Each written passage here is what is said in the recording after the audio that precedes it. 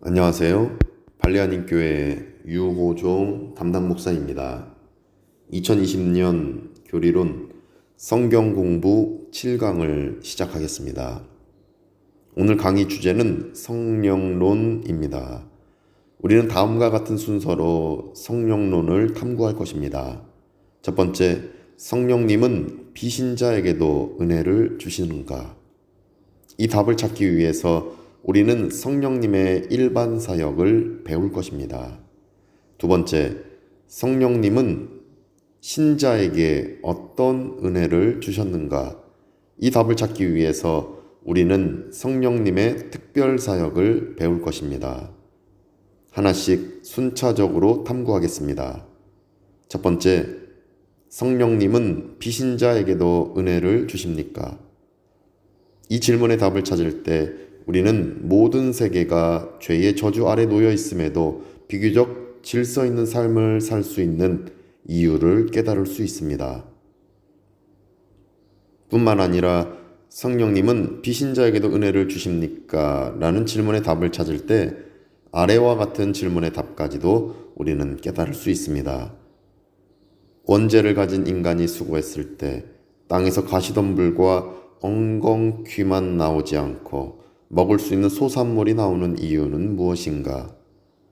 원죄를 가진 인간이 신적 존재에 대해서 생각하는 이유, 선악의 차이에 대해서 약간의 지식을 갖고 있는 이유, 외면적으로 선한 일을 도모할 수 있는 이유는 무엇인가?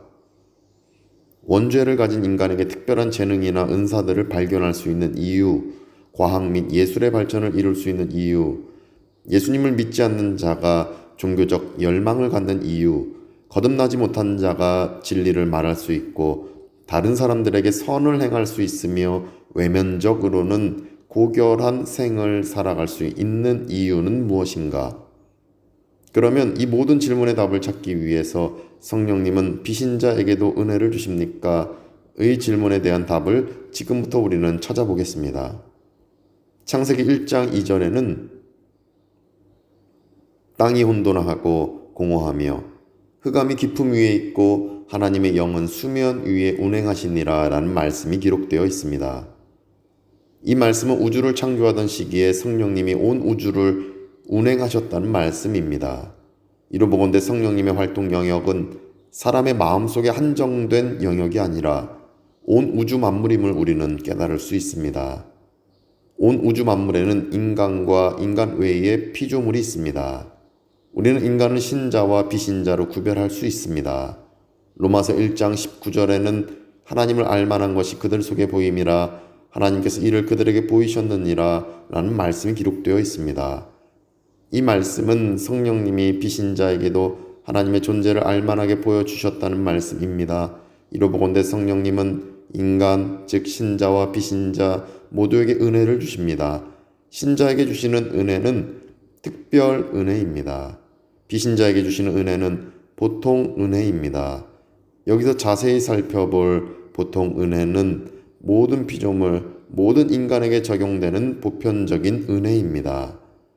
이 은혜를 깨닫게 하는 말씀에는 마태복음 5장 45절이 있습니다.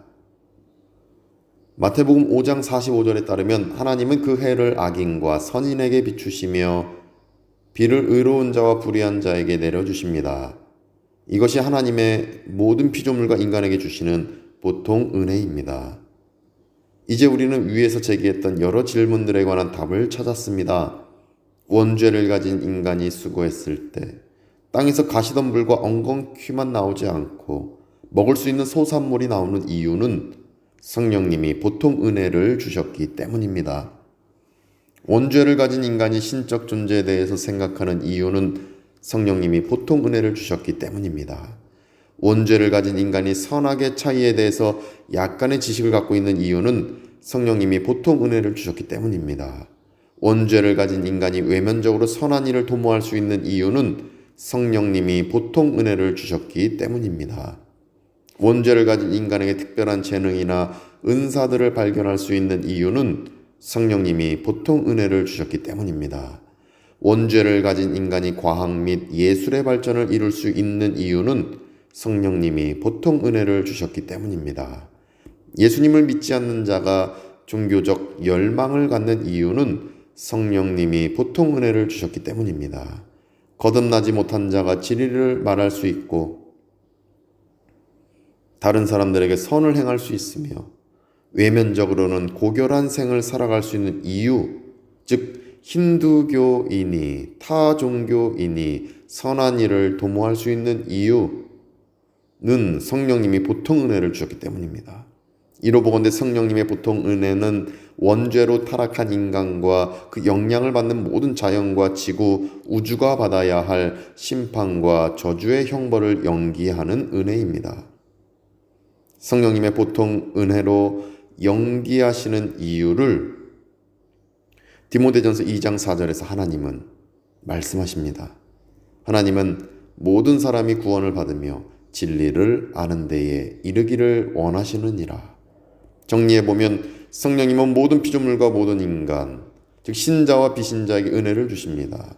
성령님은 신자에게는 특별 은혜를 주시지만 비신자에게는 보통 은혜를 주십니다. 성령님이 주시는 보통 은혜는 모든 피조물과 모든 인간의 생명을 유지시키는 은혜이고 삶과 사회생활에 드리워진 죄의 세력을 일시적으로 제한하는 은혜이며 인간의 공동생활에 있어서 일정한 질서와 예의를 유지시켜주는 은혜이고 사람으로 하여금 외면적인 성과 의를 행하게 하는 은혜, 그들이 부여받은 천부적 재능을 발전시킬 수 있는 능력을 부여하는 은혜입니다. 이렇게 보통 은혜를 주시는 이유는 심판의 날을 조금이나마 연기시키고 모든 사람이 구원을 받으며 진리를 아는 데 이르기를 원하시는 간절한 하나님의 사랑 때문입니다.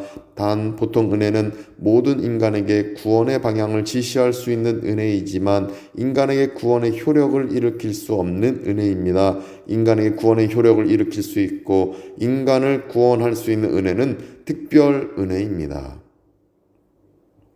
두 번째, 성령님은 신자에게 어떤 은혜를 주셨습니까? 성령님은 신자에게 특별 은혜를 주셨습니다.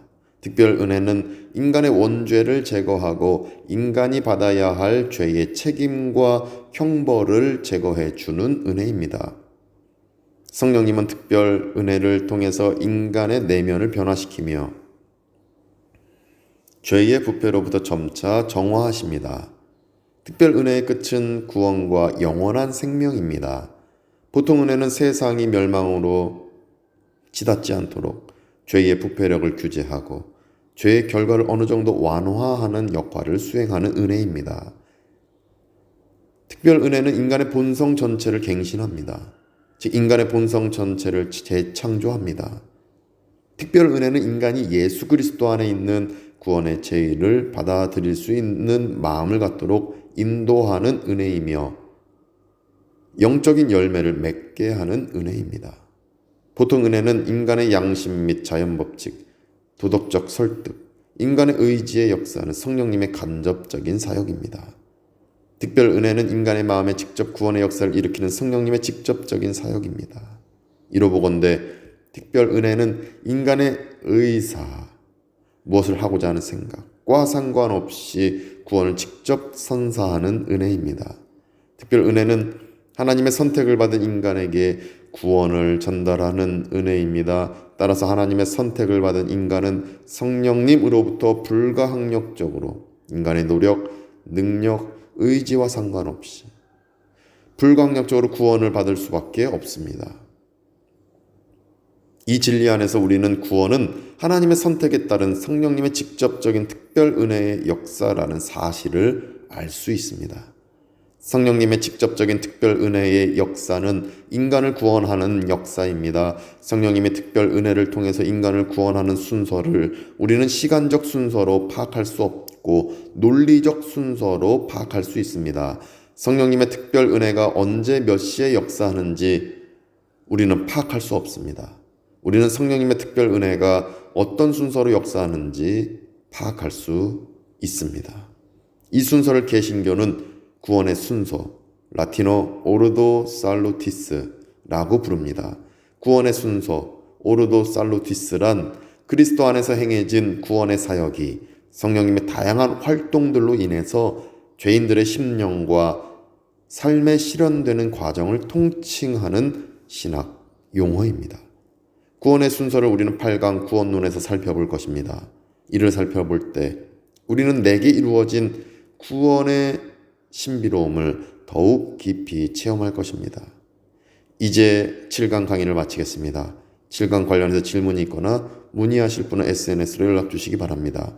7강 관련된 과제문을 드립니다. 화면을 보시고 카카오톡, SNS로 제게 답을 보내주시기 바랍니다. 첫째, 비신자, 믿음 없는 사람, 즉 거듭나지 못한 자가 진리를 말할 수 있고 다른 사람들에게 선을 행할 수 있으며 외면적으로는 고결한 생을 살아갈 수 있는 이유는 무엇입니까? 창세기 1장 2절에는 땅이 혼돈하고 공허하며 흑암이 깊음 위에 있고 하나님의 영은 수면 위에 운행하시니라 라는 말씀이 기록되어 있습니다. 이 말씀을 통해서 성령론에 관한 어떤 진리를 깨달을 수 있습니까? 셋째, 온 우주 만물에는 가로와 가로가 있습니다. 우리는 인간을 가로와 가로로 구별할 수 있습니다. 이 가로 안에 들어갈 단어는 무엇입니까? 넷째, 성령님이 신자에게 주시는 은혜는 무엇입니까? 다섯째, 마태복음 5장 45절에 따르면 하나님은 그 해를 악인과 선인에게 비추시며 비를 의로운 자와 불의한 자에게 내려주십니다. 이 말씀에 따르면 성령님은 모든 인간에게 어떤 은혜를 주십니까? 여섯째, 로마서 2장 4절에 따르면 보통 은혜는 원죄로 타락한 인간과 그 영향을 받는 모든 자연과 지구, 우주가 받아야 할 심판과 저주의 형벌을 연기하는 은혜입니다. 성령님이 보통 은혜로 심판과 저주의 날을 연기하시는 이유는 무엇입니까? 일곱째, 보통 은혜는 모든 인간에게 가로를 지시할 수 있는 은혜이지만 인간에게 가로를 일으킬 수 없는 은혜입니다. 인간에게 가로를 일으킬 수 있고 가로를 가로할 수 있는 은혜는 특별 은혜입니다. 이 가로 안에 들어갈 단어는 무엇입니까? 여덟 번째, 성령님은 특별 은혜를 통해서 인간에게 어떤 역사를 일으키십니까? 아홉 번째, 보통 은혜는 인간의 양심 및 자연법칙, 도덕적 설득, 인간의 의지에 역사하는 성령님의 가로입니다. 특별 은혜는 인간의 마음의 가로를 일으키는 성령님의 가로입니다. 이로 보건대 특별 은혜는 인간의 의사, 무엇을 하고자 하는 생각과 상관없이 구원을 가로하는 은혜입니다. 가로 안에 들어갈 단어는 무엇입니까? 열 번째, 구원은 인간의 선택에 따른 성령님의 직접적인 특별 은혜의 역사입니다. 이 문장은 참입니까? 거짓입니까? 선택해 주세요. 11번째, 우리는 성령님의 특별 은혜가 어떤 순서로 역사하는지 파악할 수 있습니다. 이 순서를 개신교는 무엇이라고 부를까요? 이제 강의를 마쳤습니다. 우리가 중보기도로 나아가겠습니다. 중보기도 제목입니다. 나의 가정과 자녀들의 건강과 보호, 개인의 간절한 기도 제목, 우리 교회의 교우들이 영육간에 강건하며 기쁨과 감사로 평강 안에서 생활하도록